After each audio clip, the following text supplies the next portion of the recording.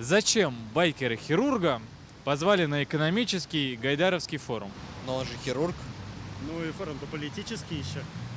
Мало ли будет кому-то плохо, он кого-нибудь полечит словами. Добрыми. Наверное, что-то ценное хотят услышать, умный совет. Других уже не осталось. Не с кем. Не знаю, может быть, глаз народа какой-то узнать.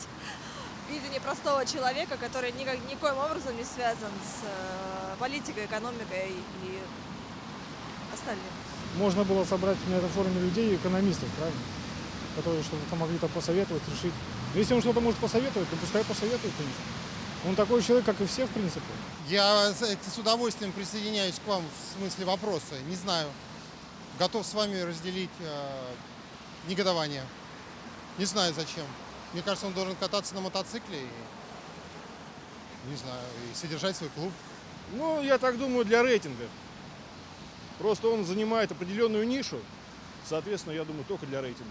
В развитие своей экономики он вклад уже вносит, осваивая, так сказать, бюджетные деньги. Ну, то есть определенными навыками обладает. Как вчера слушал умную передачу, когда он там вышел на сцену, все остальные должны были выйти из зала. Это плохой пиар, это негативно к этому отношусь. И я думаю, что байкеры не должны присутствовать на форуме экономическом, если он не экономист. Был бы он экономистом, да, не вопрос. А так он совершенно не из той структуры человека.